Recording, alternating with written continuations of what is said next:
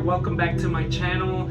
Thank you for watching. Today we're gonna go ahead and recap episode 8 of WandaVision. This is the penultimate episode before we get to the season finale, and what an emotional roller coaster. We got Wanda's origin story. The episode started with Agatha and a little bit of her background and how she came to power and how she took out a bunch of the witches from a coven that she belonged to, including her mother, and that's how she got the pendant that she wears.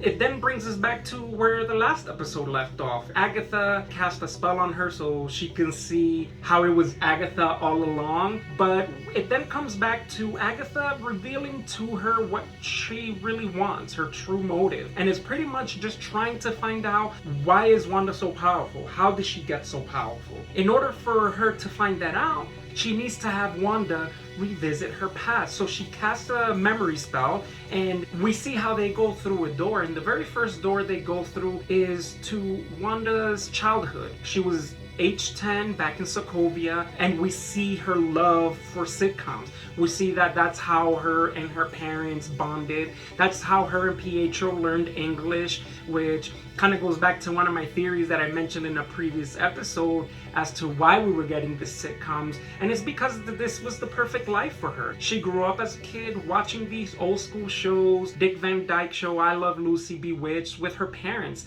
You know, they had sitcom nights, and that's when they all spoke English together. And it was very touching to see young Wanda watching the show, enjoying it, and how some of those elements from that old show made its way into the WandaVision. In a previous scene, you see how Wanda's mother was looking out the window and she sees some soldiers or some people with guns gunning down other people in the street, and you can see how outside of their world, outside of that peaceful bubble that they were living in, it was chaos and destruction. So for them, sitcom night was just a moment of peace. It was just a tranquil moment where they can bond and share time together and enjoy each other without the worries of the world. That peaceful moment abruptly comes crashing down on them. Once that outside world breaks into her safe zone, we see how her and Pietro go under the bed and go into hiding. This directly references Age of Ultron, when Pietro is telling Ultron their story about how they were 10 years old, they were orphaned because there was an explosion, and then there was a second bomb that hit, and when they see the bomb, it had the words Stark Industries on it. That bomb didn't detonate. Now, what's very interesting about this is that Agatha pretty much tells her, oh, you use a probability hex in order to keep the bomb from exploding. And Wanda's like, no, I mean, we didn't know it wasn't gonna go off. It was a dud. We were there for 2 days. And we see it being revealed that Wanda had powers before she was exposed to the Mind Stone. In Age of Ultron, it was made to believe that her and Pietro got their abilities because they were experimented on by Hydra using the Mind Stone, when in actuality, there was more to it. And Agatha pulls Wanda out of that memory, and they go to the next memory. And we see Wanda in the lab, and you see the scepter that Loki had in Avengers. That scepter contained the Mind Stone, and the Mind Stone reveals itself to her, and she sees the Mind Stone, and she sees an image of herself. She sees her future self as the Scarlet Witch. At that moment, there's this blast of energy, and it knocks out Wanda. The scientists, when they were watching the video, they didn't see anything of what Wanda saw. They only saw that Wanda was standing one moment, and then the next moment she fell to the ground. And Agatha makes it clear to her that you came in contact with an Infinity Stone. It enhanced her abilities that were already within her. And the next door that they go through in her memory is when she's in Avengers headquarters, right before Civil War, and we see her relationship with Vision and how that gets established, and Vision and her connect. And you know, Vision makes it a point to her that, listen, I don't know what you're going through because I'm alone. I don't know anyone. I didn't have a loved one. But grief is just another form for love to persevere. And that connected with Wanda, and they were drawn to each other. They were able to provide one another something that the other was lacking. It was a very emotional moment. The next door that Agatha gets Wanda through, because Wanda started thinking about Vision, and what she remembered from the next part of her memory brought her to Sword. And the interesting thing here is that The way Hayward portrayed Wanda's story and how she came into S.W.O.R.D., broke in, stole Vision's body was a lie. He fabricated that lie, and it wasn't true. As we see in this episode, Wanda goes into S.W.O.R.D., they give her permission to come in and see Vision's body. Now Hayward here, when he's interacting with Wanda, he's using his words very carefully. He's almost manipulating her because he has a theory that Wanda might be able to bring Vision's body back to life. You can say your goodbyes, you can see him, and when he brings her into the lab, she sees through the glass his body broken up into pieces, and she doesn't even recognize it at first. She's like, what is this? And he tells her, this is Vision. And you know, he pushes her buttons. She gets emotional, she breaks through the glass, she comes down. Hayward tells the soldiers to hold off, you know, to stand down, and she goes up to Vision's body, and you know, she tries to connect with him. She even touches his head and she tells him, I can't feel you. And she realizes that Vision is no longer there, and she walks out. She leaves. The very next moment to that memory, we see how she goes into the parking lot. There's an envelope on the passenger side of the car, and she goes on a trip, and we see as she's driving that her destination is Westview, New Jersey. And she gets into this empty lot, and as she walks into the empty lot, she opens up the document that was in the envelope, and it was a deed. And on that deed, Vision wrote to grow old together, V. We've seen that heart before. We saw it in the very first episode in the calendar, and that heart originated from Vision's note to Wanda, and he bought her a property. Apparently during the years that Vision and Wanda were meeting and just establishing their relationship, he went off and bought her a place for them to call home together, and that was it. That was Wanda's breaking point. It was that grief and that sadness that she mentioned to Pietro in the previous episode 7, where she says, all I know was that I felt the loneliest I've ever felt before. And we see at that very moment where her powers just unleash, and you see her chaos magic just coming out and building that house that Vision had in mind for them. And you know, that moment for me, I'm telling you, even speaking about it now, I get goosebumps. It was a beautiful, tragic moment. Not only was she able to build that house, but her magic expanded to the rest of the town. And when you see Wanda driving into the town, you see how desolate the town is. Everyone looks sad. The pool water was polluted, and there weren't any children in Westview when she was coming in. So not only did she make a better home for herself, but she made a better place for the residents of Westview. So there were no ill intentions with what she was doing. Now obviously it was out of her control, it just magically happened. But then at that very next moment, after she built her home, after she created the perfect Westview within this fantasy sitcom world, we see as she then starts creating the love of her life, Vision. She starts materializing him. She starts creating Vision out of thin air. And we see as his body is being created and Vision comes back to life. And he sees Wanda. And he tells her, Wanda. And as Wanda walks closer to him, she goes from the outfit that she was wearing in color to the outfit she was wearing in the first episode, all black and white. And then Vision tells her, welcome home.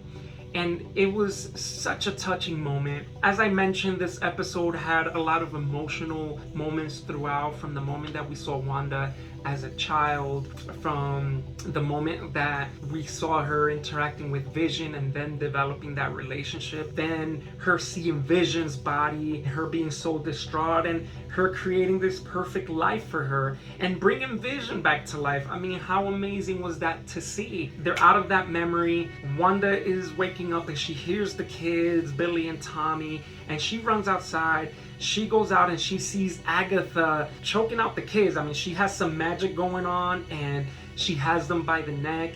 She's telling her, like, you're a myth you're not supposed to happen. You don't even know how powerful you are, how dangerous you are.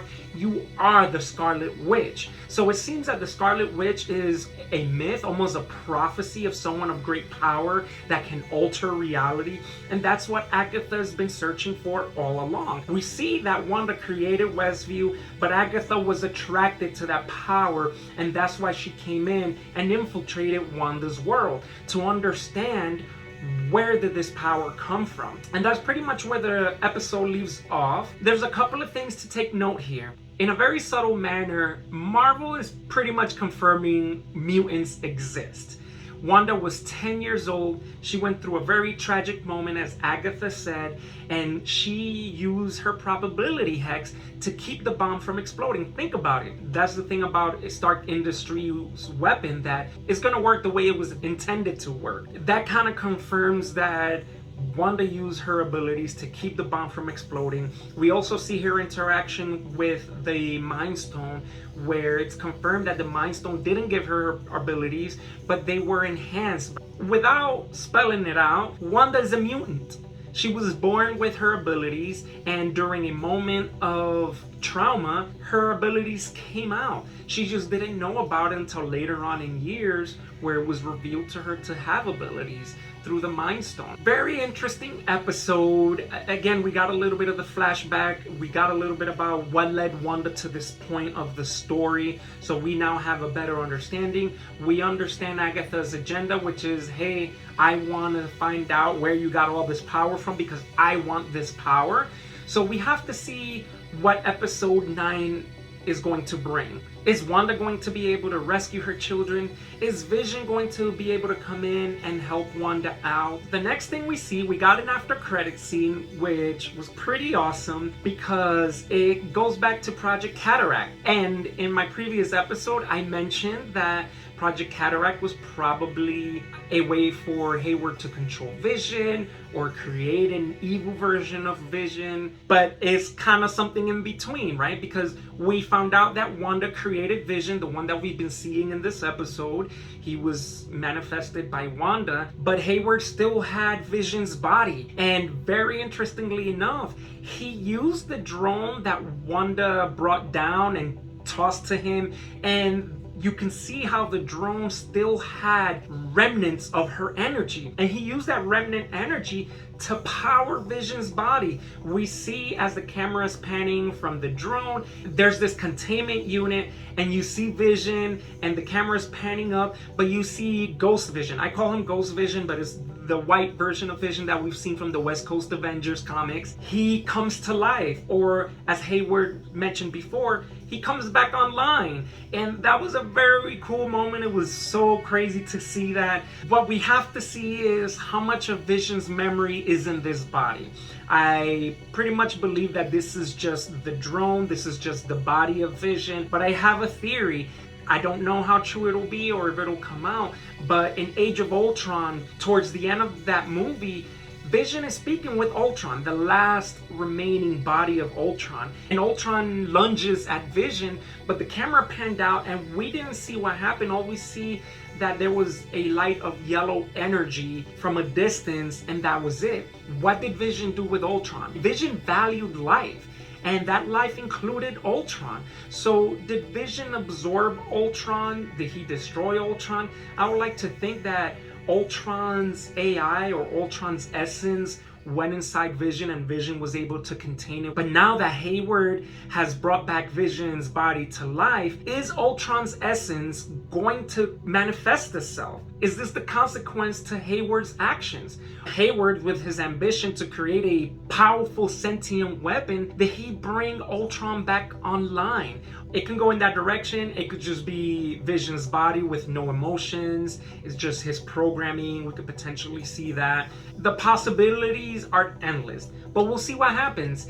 We're there. We made it. Last episode, season finale. This show has been awesome. It's been a wonder to watch, and I'm looking forward to the finale. But let me know what you think. Let me know what your theories are. Drop a comment below. Let me know if you agree with some of my theories, if you enjoyed this episode as much as I did. If you like this video, hit a thumbs up, feel free to share, and if you want to stay up to date with my content, hit the subscribe button, hit the notifications bell, and that's a wrap for this video. Until next time.